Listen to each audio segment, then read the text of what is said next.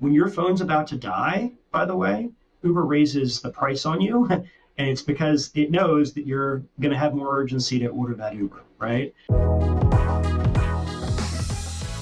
Rob Lalka is a professor of practice at Tulane University, where he leads the Center for Entrepreneurship and Innovation. Before Tulane, Rob served as a senior advisor at the Howard G. Buffett Foundation and worked at the U.S. State Department. Rob recently published The Venture Alchemist: How Big Tech Turned Profits into Power, which is today's focus on L Podcast. So Rob Lalka, I was reading your bio, and you have to have one of the more intriguing biographies of all the guests that we've had on L Podcast. According to your bio on your website, you've worked in the U.S. Department of State's Office of Global Partnerships and the Secretary of State's policy planning staff, as well as you were a senior advisor at the Howard G. Buffett Foundation, which of course would be one of Warren Buffett's sons. How did these experiences impact your understanding of venture capital? Obviously, working for Warren Buffett's son's foundation, you had to be pretty privy to a lot of interesting investment opportunities. And then, your U.S. Department of State Office of Global Partnerships, it sounds impressive. Don't really know what it means, but can you kind of talk about some of these experiences and how this gave you this expertise to even write this book and how it impacted your writing? That's a really interesting place to start the conversation. And let me just start by saying thanks for having me. Looking forward to really diving in on this. Yeah, any author is always going to bring their own perspective and bias and just the way they see the world. I teach my students that your world is not the world. That if your world was the world, you wouldn't need to be in my class learning how to build a business. You would have already built a multi-billion-dollar business. It's all about empathy and trying to understand people and trying to sort of get out of your own life perspective and realize that the world is a really interesting place with a lot to learn about it. So it's a great way to start the conversation, because that was me. I was coming into academia from a background that was very different than a lot of professors. I'm what they call a professor of the practice. And so that means I don't have my PhD. I didn't write a, massive thesis that had thousands of citations in it, that was peer reviewed. And so in some ways, this project for me was sort of, I'm in academia from a career working with entrepreneurs and in entrepreneurship. And so I need to go in deep on this stuff and really ask a lot of sort of searching questions. And so this book took about 4.5 years to write. That's research and outline and edit and then throw stuff away and then discover new things, then decide if it fit. And it really did take, I don't think I could have written this book until this point in my life. It took my undergraduate English major and history major brain to be able to think this through and structure it and write it. It took my business experience to understand exactly what was going on in the world. And yeah, the experiences that you talked about were really important to me. I served in the U.S. State Department. I had the privilege of being in the Secretary's office twice, in her Office of Cross-Sector Partnerships, where we worked with the private sector on key diplomatic initiatives. And so in Tunisia, after they overthrew their dictator in 2011, we immediately had U.S. venture capitalists that we were putting on planes and going to meet with their entrepreneurs. So some of the same people that had overthrown dictatorship were then saying, we want to invest in, and we did. And so it was a way for me to engage in a way that really advanced a lot of good things, I think, in the world in terms of public service, but also was doing it in a way that I think matters a lot, which is in business. And so those experiences definitely informed this book and helped me to understand the way that people are making choices. What about when you were working for Warren Buffett's son at the Howard G. Buffett Foundation? What experiences there kind of shaped your expertise, and how did this help shape the book and form the book? So when I was serving in government, I got to know a guy whose name is Howard Buffett. His dad's foundation, his dad's also Howard. So it's Howard G. and Howard W. Buffett. Howard W. is Warren's grandson. Howard Warren Buffett is the W. And Howard G. is Howard Graham Buffett. So Warren's, of course, one of his great inspirations, of course, being Graham from Columbia. And so here we are, working in government together. And then Howard W. Buffett joined his family foundation, the Howard G. Buffett Foundation, to work on a number of different issues, but we were particularly thinking about how we do these cross-sector partnerships. So the thing I was just describing of how do we tap into entrepreneurial potential overseas was something that his family foundation was already doing quite a bit of and putting resources behind. And so I left government to join that work as a senior advisor. I actually started my own company and was advising them and then other clients over time. But they were the first thing really that I put my focus behind after I left government, after I left the State Department. And so we were working on projects. The one I'm most proud of was in Ghana. We worked in Kumasi, Ghana, on what was called no-till farming. And so basically, how would you help farmers there with very depleted soils to re-enrich that soil through the type of really interesting conservation-based agriculture that nowadays is actually way more mainstreamed and way more accepted in the development community. Back then in international development, this was very new. It was something that we were very much, I think, at the frontier of really trying to advance. And we did some really good work. So we worked with John Deere. At that point, it was DuPont Pioneer for the seeds, with a number of other organizations overseas and domestically.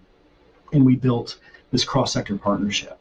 And that was one of the stories that was in a book called 40 Chances, 40 Chances Finding Hope in a Hungry World.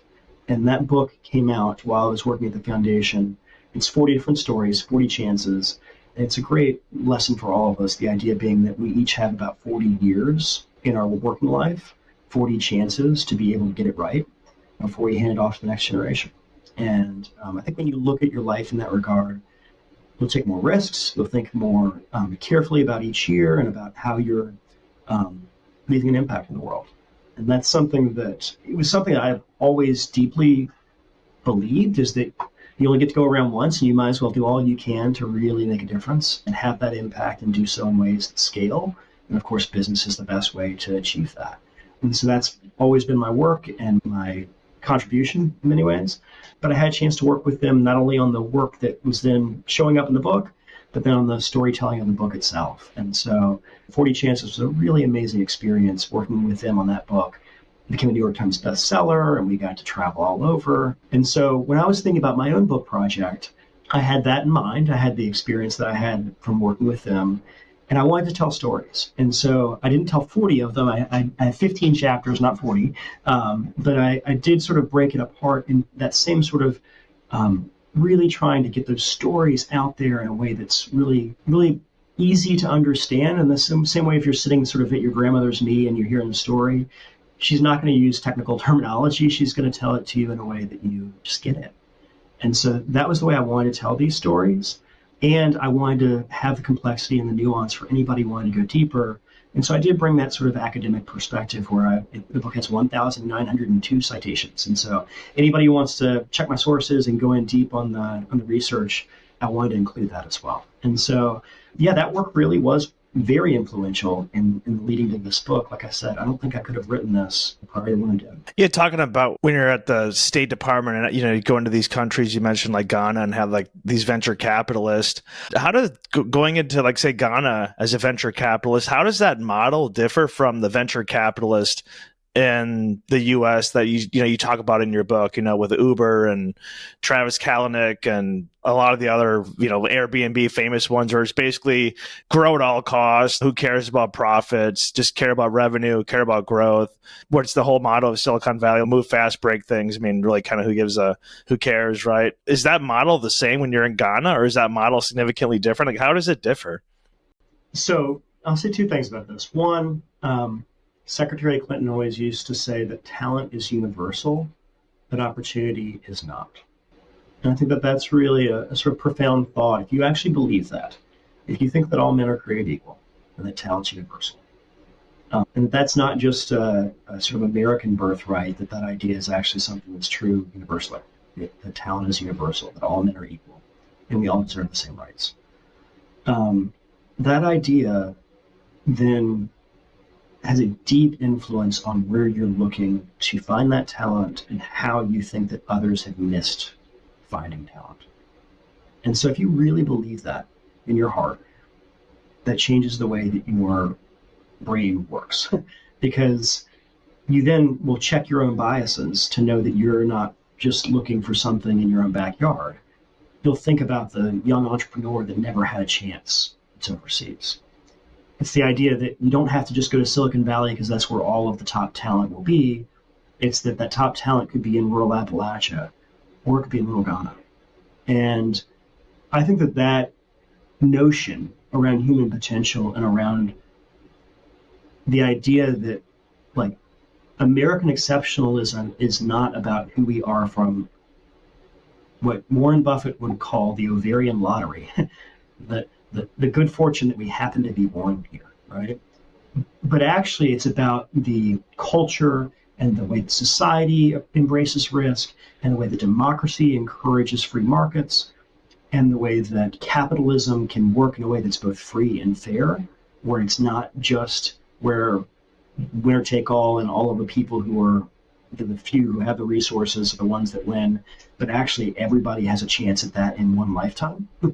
Like, if you look at that view of what America has been at its best, I would argue, to me, that's something that is globally inspiring. I've seen that. I've seen young entrepreneurs overseas that I sat down and had, tea and coffee with and smoked hookah with and everything else with. Like, we've spent that time together. That's the America they want to believe in, because that's the vision for their own lives that I think they want to hold as true. And so I felt that and loved those moments as a diplomat where I'm sitting down having those amazing conversations about their dreams. And there are some amazingly talented people that have just been overlooked. And so I think that's the first idea. Is if you actually believe that idea is true, that changes where you look for opportunities. It changes where you look for your own investment opportunities. It also changes the way that you're thinking about people. You're not looking down on people and thinking that we're better. It's much more free and fair in ways that we should actually, I think, ideally live up to our American ideals. The second thought on that is that if you do believe that, then you're going to try and meet people where they are in their context, not just copy paste the Silicon Valley venture capital model onto their local ecosystem. So what's that look like? Well, it means even though high tech, high growth has worked for very few companies in the US and has created an outsized amount of value for the investors and the entrepreneurs who've succeeded, overseas, they might not have access to capital in the same way. Their markets might not function in the same way. They might have different regulatory environments. It gets way more interesting, way more complex. And so you're going to have to take different financing models, especially revenue-based financing. You've seen how microfinance has, of course, played out over the last couple of decades. It just changes your approach in addition to changing your perspective. And so those two things really matter, I think, when you're taking the book and the stories in the book and saying, this has worked for a few people in some ways, but this is still like entrepreneurship has way more potential than just the Travis Kalanick story, right? And especially when you think overseas, because if you do believe the next great entrepreneur could be overseas, it's going to take a different approach to be able to both find them and then to be able to finance and back them and support. You have several major themes in the book, and one of the major themes of your book is this theme of kind of surveillance capitalism or surveillance.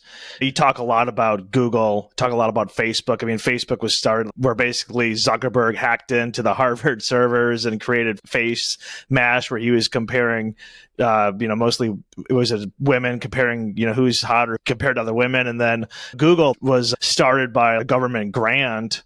And then Sergey Brin and Larry Page, who basically didn't want to be like Yahoo and the other search engines. And all of a sudden they monetized it. And the more they were monetizing it, the more data that they were mining in order to better serve ads and optimize the algorithm and things like that. And then, of course, you talk about Palantir with Peter Thiel, who was part of the PayPal mafia and started Palantir in 2003. And I forget exactly, you talk about it in the book, but I think like 90% of his contracts are government contracts, whether there's local police departments. They were used in the military in Afghanistan and they also even were used as part of the vaccine rollouts, monitoring who's doing the vaccines. And then, of course, you talk a lot about the Patriot Act in 2001 after the 9/11. So can you talk about this? One, was that correct? Like, this is one of the big themes of your book, and then can you discuss this major theme? Yeah, Jesse, because it's really, you nailed it in terms of the scope of how much has been changing in business and society as a result of the data, especially from the technology that has been created, but also just the ubiquity of this technology. So when I teach this in my class, I ask students who all is not from Chicago but's been to Chicago, and everyone who's been to Chicago raised their hand. I pick one of the students, and I say, okay, when was the last time you were there? And they tell me June of 3 years ago. I was like, okay, do you know the day you were there? And they're like, not really. I was like, do you know where you stayed? And they're like, yeah, I stay. I was like, okay, you stay at your cousin's address, or cousin's house. Do you know the address? I'm like, no. It's like, do you know when you were at your cousin's house versus when you were staying out late at night? And he's like, not the day. I'm like, okay, so just to be clear, these tech companies, because of geolocation, which is turned on your phone, knows all of that and more. Okay? It knows exactly when you were, where you were, and how long you were there. And it even knows, again, because of the power of the data that you were providing for free, how you were feeling in those moments. It remembers that. Okay. What does that mean in terms of that surveillance, which is Shoshana Zuboff's term, and I think it's the right one, is that they've taken everything that our existence represents, everything that can be qualified, quantified, everything that can be harvested from our experiences, our emotions, when we voice our emotions, when we stay quiet and just type it into a Google search bar, which is, as a friend of mine says, the world's greatest confession box, because we'll tell things to Google we wouldn't tell our spouses. This is literally the most valuable, interesting content and data that they could possibly have. And they have it going back almost decades now. And they know us better than we know ourselves. And my students are sort of in awe of the fact that Chicago example, they would know exactly when they were there, how long they were there, and what they were typing. But here's what's also interesting. It's my students have already given up that privacy is never going to be a thing anymore, right? That their faces are going to be scanned, that these companies will know where we are, and that they should, I would argue, this is even more alarming, and that we should never share in the value of that. And so if this experience, this data is valuable, it is the most valuable resource of the modern age, why should we not share in that value? I'm not saying get all of that value, because I'm a capitalist. I am a business school professor, free and fair market capitalist. But I think we should at least ensure that people can share in the value of that. Because that data is not just the companies, that data is created by people. And so that's one of the reasons why I wanted to write the book, was I wanted to make sure that people understood the value of this data, how it had been harvested and repackaged and resold, and just the reality that we don't know to whom it gets repackaged and resold. That data can be sold a second time, a third time, a fourth time. It can end up in the hands of foreign entities, foreign businesses, foreign governments, state-owned businesses. That's what can happen, given the way that that this has not been something that has ever been regulated or been looked at. And so, for me as a free market capitalist who looks at all of this, I just want people to understand that the most valuable thing that is a part of their lives, they're given away for free through these devices. And so it's not that you're getting these apps for free. There's actually value that's being created in a transaction that is just often going unseen. It's interesting because you teach at Tulane University, and these students have kind of just resigned themselves to thinking that, okay, we don't have to worry about privacy. In my last podcast, I had a professor from Northwestern's Kellogg Business School who wrote a book called Inside the Invisible Cage about freelance platforms like Upwork or Fiverr, about how this algorithm controls you. And if you don't get these 5-star ratings, then no one's going to hire you. And then, of course, he does these thought experiments in his final chapter about what is the logical end of this. And it seems like the logical end would be something like the CCPs in China, their social credit score, where that rating at work follows you around to dating apps, or it follows you around to just the rest of your life. So if you have a bad work score, then you're not getting a job, you're not getting a date, you're not able to get Uber Eats, or if you do, you're paying 50% more, you can't get a flight. And just like with Airbnb, if you have, a 3-star rating on Airbnb, who's booking your Airbnb? No one. I'm shocked that these students, to me, the privacy thing is insanely important. I mean, we basically live in the digital world now. If you don't care about it, we're going to be screwed in the future if that's young people's attitude towards that. Well, and who's doing the work? Okay. And so it's not called labor. We're not classifying it as labor when I rate someone 3 stars versus 5 stars, but that adds value, right? When I post something on social media, that's not work, but it is valuable content that we don't share in the value of, right? I've been posting to Instagram, Facebook for decades, and they've benefited from that, just like everybody who's my age, right? And so that's interesting to me, is that they often say that in Silicon Valley that if you're not paying for the product, then you are the product, because they're selling your eyeballs, your attention to advertisers, and that's true. But I think that's only partially the story. I think the rest of the story is that it's almost the labor, because we are doing things that create value through our data and through our content that we're not sharing. So we're not only the product, we're also in some ways doing the work that creates the valuable asset here, right? Which is this amazing amount of value that is created from our data. So even if you disagree with me, if you're listening to this and you're disagreeing, saying yeah, but the social media stuff, you're signing up for that, or I have to rate somebody on these platforms, it's not that much. So back off, man. That's not even, you're going too far. I'm saying that in part to be a little bit sort of a little provocative on that, to provoke the thought, right? But I do want you to think about this. If you're going to disagree with me about the social media or about the star ratings that we're talking about here, I do want you to think about this. Right now, drivers all around this world are spending the better part of their prime earning years, their 30s, their 40s, and their 50s, driving for Uber or for Lyft, okay? They think that they're getting most of the money of all of that work, right? Now, first of all, I think it's important to slow down and think this through. A lot of the costs they are bearing, right? So they are making the most of every individual transaction, right?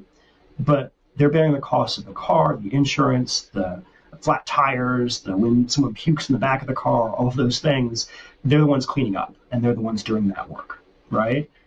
So that's interesting that there's at least a part of that exchange that is not being fully taken into account often when you're doing the tabulation, right? But here's the most important thing that they're creating for these companies, the data. They're creating incredible amounts of data about who goes where, when they go there. When your phone's about to die, by the way, Uber raises the price on you, and it's because it knows that you're going to have more urgency to order that Uber, right? All of that is very valuable data that these companies gain and harvest and use.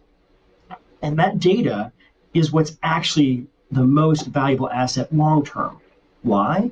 Because with self-driving cars, they don't need the drivers. They're going to have a network of self-driving cars that pick us up and drop us off. And that vision of the world, again, to play that thought experiment all the way out, changes so much. It changes car insurance. It changes whether you need parking lots. It changes whether the cars are oil and gas or electric vehicles that are humming around the city and taking people from one place to the next. It changes mobility in terms of, whether we need cars or whether they move to trains, or all of that changes, right?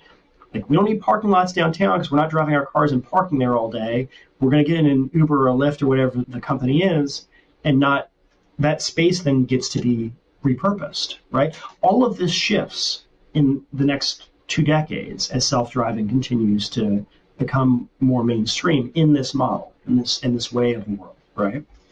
But who's getting left out in that equation? Well, the Uber driver who created so much value for that entire time, their prime earning years, then gets cut out. They've already made whatever they were going to make from this deal. And the data that was so valuable that helped to build this company is then owned by the company, not by any of the people who contributed for that time period. Now, if that's okay for every Uber driver and every Uber rider, if that's okay for you, like, I want you to just admit that that is okay with you, with the way that you're accepting the world. But then I also want you to understand that the largest investor, larger than the US board members, than the CEO, larger than any of the founders, who have all sold their shares. And this is the reason why I really hit this hard in the book, is I want to make sure people recognize it. The largest shareholder is the Saudi Public Investment Fund, the Saudi PIF. Okay? Like, that's the largest investor. And so if you're up in arms about Live Golf and you're upset about that happening, then you should be upset about this too. Because when we think about the way the world works and the way that Saudi Arabia, especially with the amount of power and what they've done in terms of human rights and all of that historically, because of the way that oil and gas has played out in our world, this is a shift that obviously, to me, that they are willing to make now as things move towards electric, because they're going to have a huge share in the company that benefits the most from that. And they own that data. And so I think it's just really important for me as a professor of entrepreneurship to help people to understand that, like, that's an American success story of a company that was started in America. And I don't agree with a lot of what the CEO, Travis Kalanick, did in terms of creating that company culture, as you will read in the book, right? I don't agree with a lot of the decisions that were made, but that was an American company that now a huge number of shares are owned by the Saudis. And the person who struck that deal was David Plouffe. It was Obama's campaign manager. Like, he was the one who was working for Uber who struck that deal with the Saudis. And so I think it's just important for us to be honest about what was done and how decisions were made. And frankly, who gained power, who gained wealth, and then how that power turned into wealth, that turns into more power, and what that means for our world, especially for the people who, in my opinion... We've seen this push recently for all these EVs, and it seems like the EV is just an extension of the iPhone. It's essentially an iPhone on wheels that companies like Uber can control the whole thing. Is that kind of what you're getting at? Yeah, that's part of it. I mean, the reason why that they're so ubiquitous is because of smartphones, and it wouldn't have been possible before that, for sure. But the other thing that's interesting is they've been using those smartphones and that ubiquity to influence how we vote. I mean, we look at Prop 22, which again is in the book. They gave over $200 million, the ride-sharing companies did, to influence that election, and they changed the way people voted on it.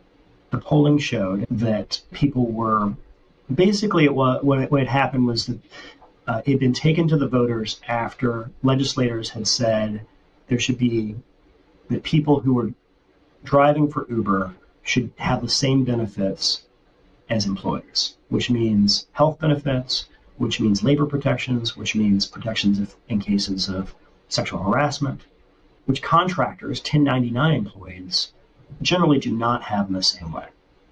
And so people originally in California, when that issue came to vote, that referendum came to a vote, said that they were more in favor of people having those protections.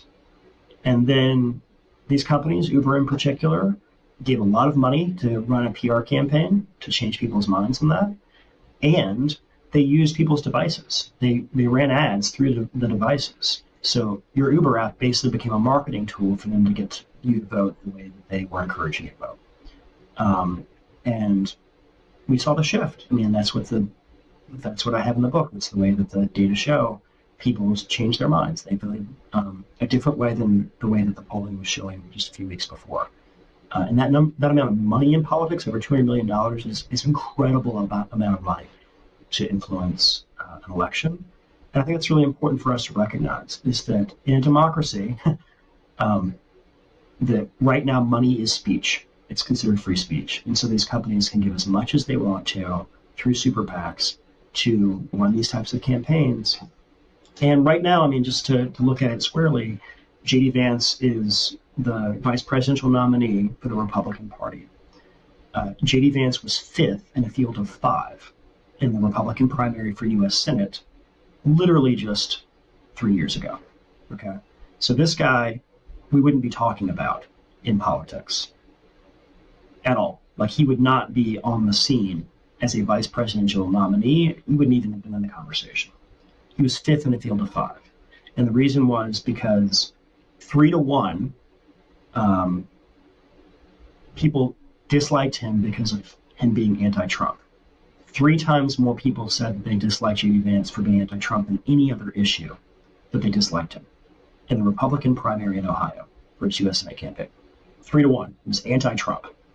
And then Peter Thiel gave over $15 million, okay, which was more money than had ever gone to a U.S. Senate race ever. And Vance went from 5th to 1st in that Republican primary with ads that were talking about how much of a pro-Trump candidate he was. It changed people's minds on J.D. Vance. And now he is the vice presidential nominee of the Republican Party. I think it's just really important for us to understand that this is new. This amount of money being pushed through the system is brand new.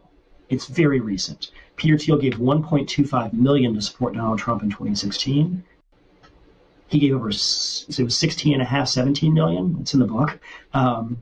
In 2021, 2022 to support J.D. Vance's campaign.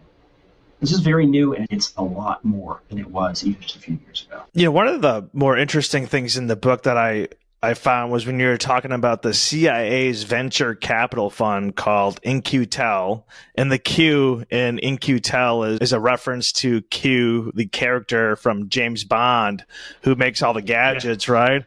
Which is kind of, these cutesy little terminology for the CIA, which I find to be quite funny. But that was founded in 1999. Then a couple of years later, as you mentioned earlier in the podcast, with 9/11 in 2001 and the Patriot Act, we talk about all the surveillance of these private companies like Google and Facebook, Amazon, whatever. But the fact is, the CIA has its own venture capital fund. That seems kind of, I think most people would be surprised. I was kind of shocked when you mentioned In-Q-Tel a few times in the book, but I was like kind of blown away by that. Yeah, and the guy who worked with Peter Thiel and Alex Karp and others on that investment, he's an amazing guy, Gilman Louie. Gilman Louie actually was in gaming. He actually licensed Tetris from Russia to come over to the U.S. under Hasbro Games. And he was like, he listed on the credits on a bunch of like video games I played as a kid, like Mech Warrior 3. He was like on the list for that. So, Gilman Louie took that career and then went into public service, was working in the Department of Defense and the CIA, and he helped to build In-Q-Tel. And In-Q-Tel was basically the CIA's venture arm. And it's important for people to realize that the USA Patriot Act, which was, as you said, passed in 2003, allowed for the government to gather so much data on all of us. And our own government, right, the US government, was gathering that data. It was not private businesses first in some ways. It was the US government gathering that data. And Gilman Louie realized that with all this data, you would need, and this is all in a talk he gave at Stanford, but again, it's in the citations, and so that's the beauty of the book. If you're really interested in that story, open it up, find that citation, and then watch that YouTube, just like I did. It's an amazing talk, and he's giving it at Stanford, where I was learning this stuff from him firsthand. He talked about how Thiel and Karp came in, and they're like, "Hi, we have this technology from the same type of thing we were using at PayPal, which was to find fraud, right? So PayPal, again, you see all these digital transactions that are happening, all these financial transactions, I should say, that are happening digitally. We can track what's anomalous behavior, and then that outlier behavior is something that we can stop through fraud detection in a way that wasn't possible in a cash-based economy." So that was what Thiel and Karp were talking about. Louie says, that's interesting, because we could have found the 9/11 hijackers using a casino's algorithm, a repurposed casino algorithm that was, again, compared to what we have today, pretty rudimentary, but that would have allowed for us to find the attackers on 9/11, especially using data that they had gained, frankly, from Saudi Arabia, because that's where a lot of the attackers originated, and use that data to figure out basically who was the greatest risk, right? And if we would have gathered that data on these people earlier, maybe we could have done more to stop 9/11. And so that was where Gilman Louie was coming at it, was in the same way that a casino wants to find the people who are corrupt. the dealers or the patrons that are taking advantage of some sort of corruption there. We're trying to find corrupt behavior in the intelligence world in the same way we're trying to find corrupt behavior in the financial world. And so that's what they did with Palantir, was they basically tried to use the same kinds of algorithms to find outlier behavior. And that outlier behavior, then you can see how that would then play forward over the last 2 decades. That's how they were able to track drug cartels. It's outlier behavior. That's how they were able to track gang activity. It's outlier behavior. That's how you're able to track on social media when there's hotspots in crime and who's connected to whom and who might be able to meet you to solve the people who are committing those crimes. That's how you're able to find terrorism. That's how you're able to find financial fraud. But then what happens with that, and again, the USA Patriot Act allowed for a lot of that data to be gathered, and Palantir in particular, but other companies as well, were using that data to build its systems. Fast forward to more recently, this is near the end of the book. I'm not giving everything away, but I think it's one of the interesting points that we want to really reckon with. JP Morgan Chase is literally tracking when employees are showing up late for work, and then Palantir is using that data to then influence the way that their bosses are making decisions. Now, maybe you're okay with that. Maybe you're sitting here listening to this and be like, yeah, but you work there. That's what you are expected to do, is to allow them to have access to that data. And anything that you click on your screens and all of the data that's pouring out of us all the time, they're harvesting and using. But I think it's important for us to just know how we got here, which is that originally this was meant to not surveil average Americans. The USA Patriot Act was supposed to keep us safe after 9/11. And so this is not the intended outcome of the people who voted almost completely in favor. Over 80% of people voted in just a couple of days of the USA Patriot Act, rushed it through Congress. This is not the intended outcome, is that person at JP Morgan Chase is being surveilled by Palantir software. It is where we are now.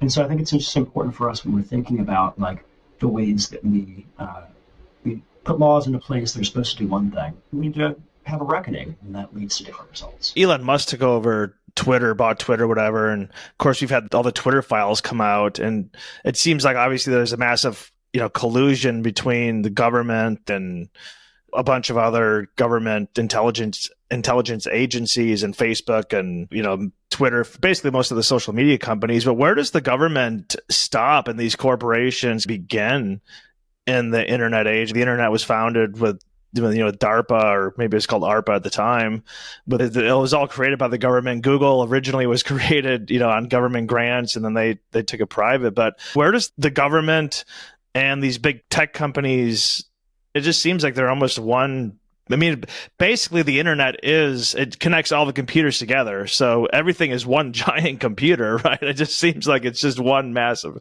network controlled with these public-private partnerships. And there's so many conflicts of interest. Just the entanglement is insane. Network is the key word right there, Jesse. That's it. It's a network, right? And so it's all connected. And especially in this era where the economy is so networked, but so are relationships. These relationships are so networked. And that was part of what I endeavored to do with the book, was to follow these connections, these human connections, and then these business relationships, and then the power that had been gained through government, and just follow those relationships and those connections. And the people who are the key nodes are the ones that I focused on and told stories about. And so, when you're talking about the way that the networks are connected, let me throw one eye-opener your way. The person who was responsible for passing the USA Patriot Act, in 2003, is now the chief legal officer at Meta, which owns, of course, Facebook and Instagram, right? That person, that same person ends up, with her career, she coordinates the passage of the USA Patriot Act, working for John Yoo, the person who wrote the torture memos. She's the one who had that USA Patriot Act shepherded through Congress, again at blinding speed. Later in her career, she serves in the Trump administration as the head of L at the State Department, the legal office. Right before Trump is running for re-election and Joe Biden wins the election. She then, right before that, she goes to Meta. She is the one who is advising Mark Zuckerberg and the board, including Peter Thiel, who's the chair of governance, about Stop the Steal, about shutting down the Stop the Steal groups. Okay? She's the one who's in that room. And what's amazing about it is that Zuckerberg, Thiel, again, Thiel's the largest donor to Trump at the first time in 2016. He's then the chair of governance for Meta. Then it was Facebook, but now Meta. When they shut down the Stop the Steal group, right? Regardless of whether you love Donald Trump, hate Donald Trump, somewhere in between, Facebook at that time shut down the fastest growing social movement in its history, the fastest growing Facebook group in its history, which is to say one of the fastest growing social movements in history. Okay. It had gone in 48 hours from 0 to well over 350,000 people. It's the fastest growing group, right? In Facebook's history, the Stop the Steal group. Okay. Shut that down. Again, Jennifer Newstead is her name. She was the one in 2003, Patriot Act. She's the one who's advising Zuckerberg on that a few months before she was serving the Trump administration. Okay. That group gets shut down. What does that lead to? People get angry. Okay. People get very angry. And they start to mobilize to actually go to Washington on January 6th. Okay. The very same people, the same human beings who set up the Stop the Steal Facebook group were the ones who applied for the U.S. Park Service permit for the event that happened right outside the White House on January 6th, where Trump spoke. So, yes, this is about networks. It's about human beings who are taking action. I guarantee you that your listeners know who Mark Zuckerberg is. Most of them know who Peter Thiel is. I guarantee you Jennifer Newsted's someone that most of them don't know. And I don't even remember the name of the person who set up the Stop the Steal group off the top of my head. It's in the book, right? Like we need to understand who these people are and what they were doing and realize that like each of them is acting in ways that just we want to look at. And I would say Jennifer Newsted made money throughout all of this entire process, right? That's reality. Like her bonus at Facebook was several $1 million when she went from the Trump administration to then join them. Like, it's just important for us to look at that because not everyone has the type of access that is and the type of power that represents. And we should at least know her name, right? We should at least know who she is and what she's done. And so those are the types of things when I'm reading these stories, trying to make some of these connections through these networks, these are about human relationships, right? Of course, passing the USA Patriot Act was valuable to business leaders and investors who've been benefiting from the surveillance economy that I'm talking about. Of course. And so, yes, it makes sense that someone who has been helping with that all along is also benefiting from that in that world. Now, is it the right thing to do? Is it the best thing for democracy? Is it the best thing for all of us when we look at how this all unfolds? Like, it makes me feel uncomfortable in many ways. But I do think we should at least look unflinchingly at what's happened. And we should at least know who these people are. In your book, we kind of talked about some of the main characters, such as Zuckerberg and Travis Kalanick. And he had a TV show, was it Super Pumped, where they portrayed him with, Joseph Gordon-Levitt's, whatever. And he super pumped in this was like his phrase, which is pretty outrageous. But one of the things I thought was interesting was some of the people that you didn't necessarily talk about in the book. Like you didn't really mention Bill Gates, Steve Jobs, of course. Steve Jobs invented the iPhone, aka the smartphone. Like social media didn't take off until really the smartphone and really, in 2010 when the iPhone 4 came out, in which it had the front facing camera and you could do selfies and stream all this stuff. That's when it really blew up. You didn't talk about Jeff Bezos. And, most people, of course, know Bezos for Amazon, but he also has Amazon Web Services, AWS, which is like massive cloud computing company. And the CIA and other intelligence agencies host their data on AWS. And then maybe most timely, you didn't talk about Sam Altman, of course, the CEO of OpenAI, aka ChatGPT. And you mentioned, you started this book 4 years ago. I mean, no one even really knew Sam Altman 4 years ago. But Bill Gates' history and how he founded the whole thing is like super interesting. If you were to update this book, how would Sam Altman and some of these other entrepreneurs that I just mentioned, how would they factor into the 2025 edition? Yeah, it's a wonderful question. I did touch on OpenAI near the end of the book, in part because I wanted people to know that everything that they've just read is accelerating, and that many of these same people are still involved and are very actively involved, in fact, in the way that the future is being shaped. And so I did talk about OpenAI in particular because of the criticisms that Elon Musk has had about how OpenAI was created through a not-for-profit and then became a for-profit, and the way that that shift has happened. I think that that's really worth looking at. So I'll say one thing about how I made the choices about who to focus on is that one of my favorite researchers and authors, one of my mentors, one of my favorite people, is Walter Isaacson, who I'm fortunate to have as a colleague here at Tulane. And Walter had written the book on Steve Jobs, it's the book, and he was well at work on the book on Elon Musk while I was working on this one. And so I knew that some of the ground that you're talking about was being covered by others, in particular him, in a way that I could never even hope to do. And I love every word that Walter writes on these topics. And so I would turn to those books and ask your readers and listeners, to say, like, let's read those books, because those are all very important parts of the story, the broader story about what's happening in business and society right here.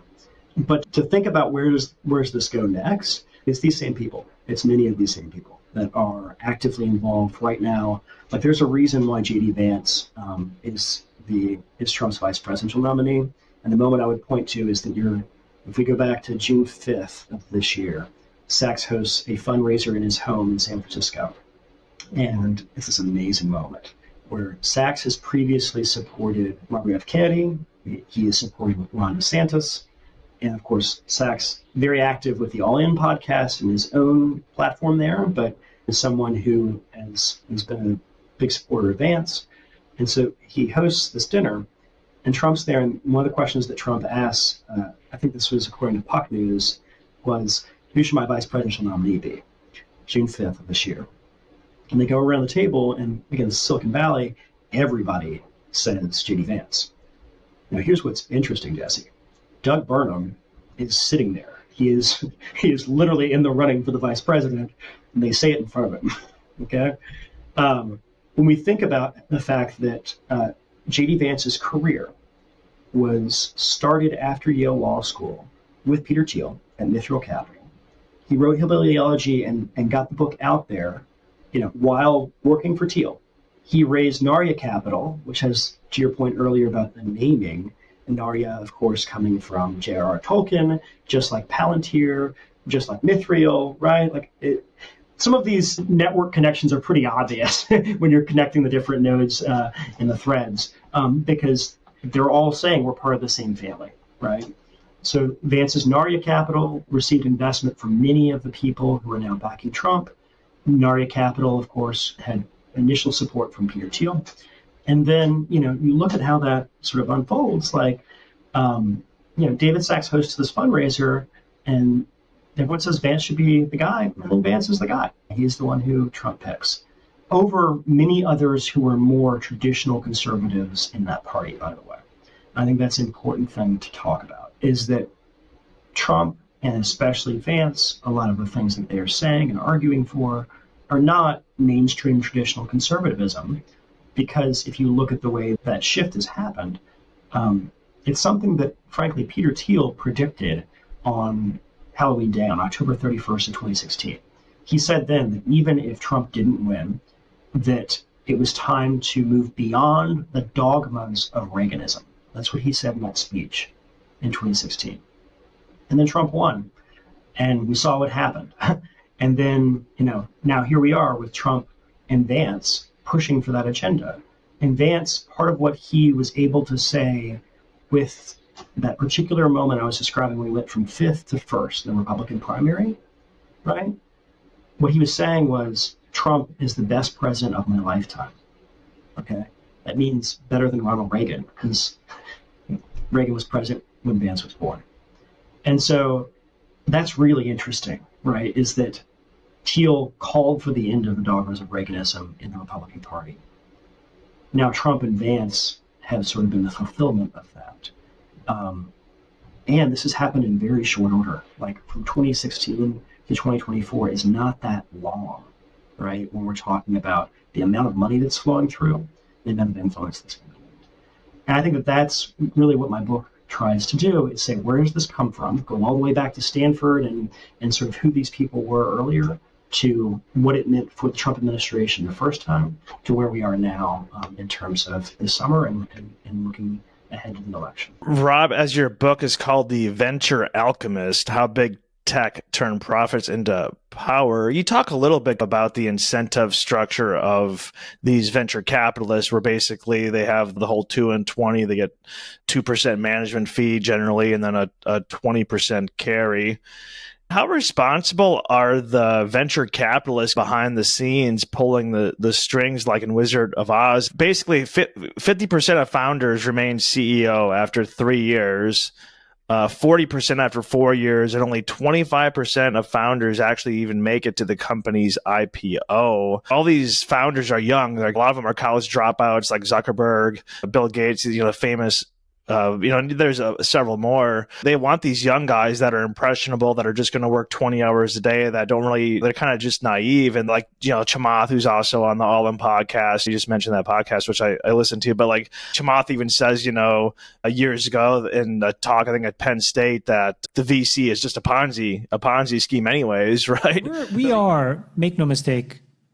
Well, you are, I'm out because I sold but you guys are in the middle of an enormous multivariate kind of Ponzi scheme. But you got people like Chamath in the last podcast. He's talking about how people need to get back into the office and work hard if you want to be successful, as he's in Italy, drinking probably $1,000 bottle of wine, telling him like, hey, plebs, get in the office, work your ass off. And that's the beauty of people like that, because they can be in the back end. And then Travis Kalanick, who's, they're like, hey, Travis, like grow at all costs, Travis. So Travis is running through these walls. You even mentioned that's basically why he was picked. Like, what was his greatest strength? He'll run through a wall to get it done. What's his greatest weakness?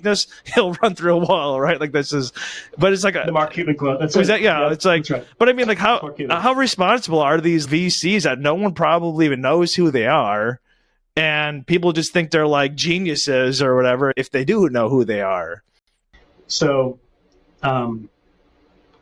this is one of the most interesting things as a professor of entrepreneurship at a college, where you're coming here to get educated, but I'm also promising you that you're going to learn how to do this in a way that will work, that will be effective for you, but that also will be true to who you are. Because part of college, as you well know, is not just about learning things to go get a job and then be a part of a system. It's to become a leader, right? It's to be able to live your best possible life and to have the full responsibility that comes with knowing that that not everyone gets this opportunity. The earlier talent is universal, but opportunity is not, right? And so there's a responsibility that comes with coming to university and being educated, where we need those leaders for our world, right?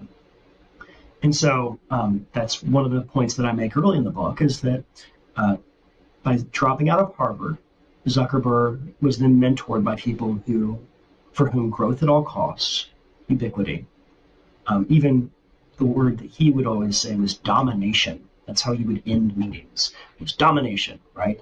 World domination was the point.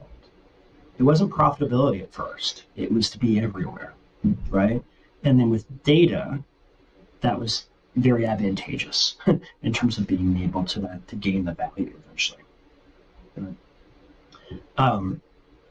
But the point is, that's the venture capital approach, is that you want to grow as fast as possible to basically dominate a market, to be ubiquitous, to have few competitors, to build your moat, your special protection that prevents others from being able to do what you just did. And you want to continue to then, gain more people's time and attention, or more of their money once you've got it.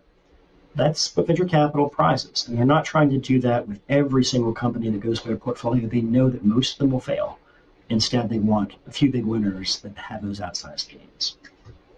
And so for me as a professor, I'm sitting here teaching these students that actually, like, there are many ways to build businesses. To the earlier point about looking overseas and thinking more broadly, venture capital doesn't have to be the only way. And even when you raise venture capital, you can do it in ways that actually impact the world, that where you don't have to sacrifice all of your values and any sense of morality and any sense of just basic ethics, right? And so, I'll sort of share this story as one where I know that it works. A kid who came into my class his senior year is a wonderful young man. His name is Harry Gassettier. Harry came in, and someone he knew had gone viral on TikTok, and he was like, it's really unfair that that person didn't benefit from those millions of views. Like, they didn't financially benefit at all. And it goes to our earlier conversation about sharing the value of the data and the content we create, and that our time and attention is valuable.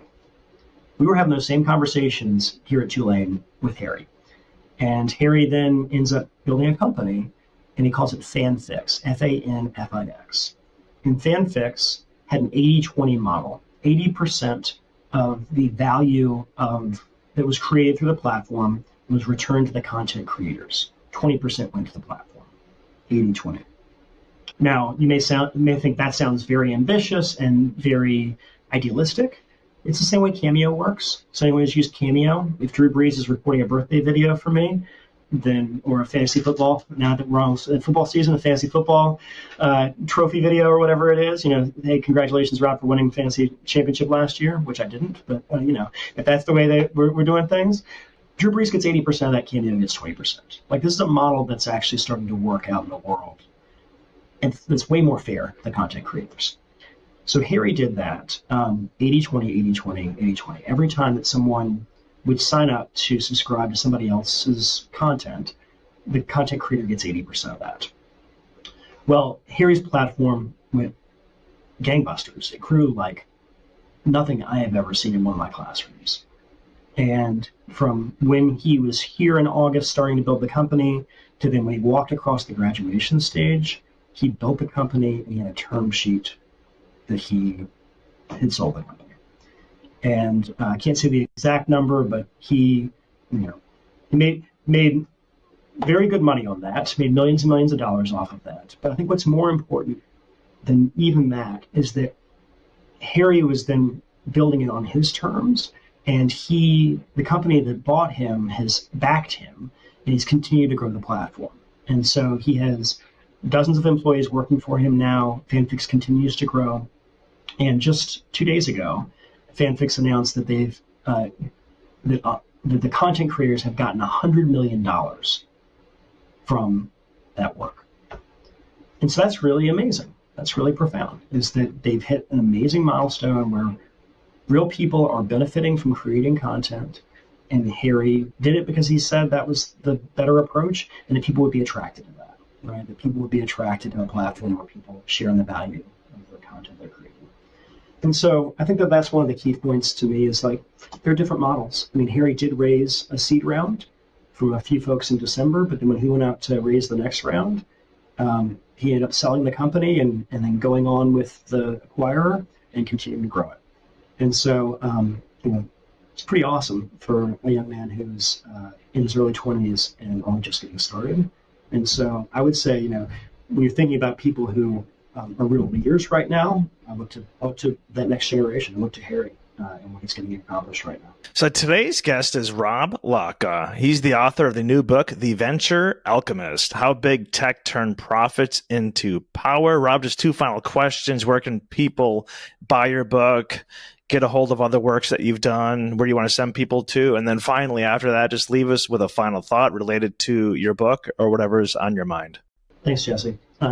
It's been great chatting with you. I've really enjoyed this conversation, and appreciate your listeners for taking the time. So the book's available online. There's the ebook. It's on Kindle. It's also, of course, available in hard copy, and you can get anywhere books are sold. So if you want to avoid Amazon, then bookshop.org also has it, and other sites also have it online. And I'm pretty excited there'll be an audiobook that's coming out as well. And so if that suits you better, that'll be coming out soon as well. And so it's The Venture Alchemists. You can just look up my name, Rob, R-O-B, and then Lalka, L-A-L-K-A. you can either look that up on Google or just go straight to the website, roblalka.com, and the book's right there. And then, in terms of what takeaways I would say is there's a lot that's covered in this book. I would just encourage your listeners to know that you're not going to agree with all of it. I didn't try and approach it in a way where I was making an argument, though. I tried to approach it with a way where I'm this is how I see the world based upon the facts that I'm seeing. I try to provide the facts too. So if you have different opinions of what those facts mean for the way the world should be, the way the world will be, great. That's what I'm here for, is to at least point people to what I'm seeing and the stories that I am understanding. That's my job. My job is not to inflame debates and get people angry about politics and everything else that we see, because I don't think that actually helps the world. I think actually the better approach is to have honest dialogue about really important things that are happening in our world.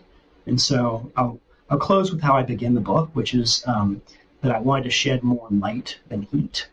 And that I hope this book sheds light. I hope that it does open people's eyes to things that maybe they didn't know. I hope that they go in deep with the citations and watch a few YouTube videos from what I was watching. I hope it's just useful for people as they try and understand technology and venture capital and entrepreneurship, but especially the way that power is being gained and wielded in our world. My dear friends, that is it for this episode of El Podcast. Once again, if you're not yet subscribed, please subscribe on YouTube as well as Rumble. You can also find us on Spotify and Apple Podcasts or wherever you get your podcasts from. We thank you all from the bottom of our hearts for watching and listening, and we will see you on the next episode.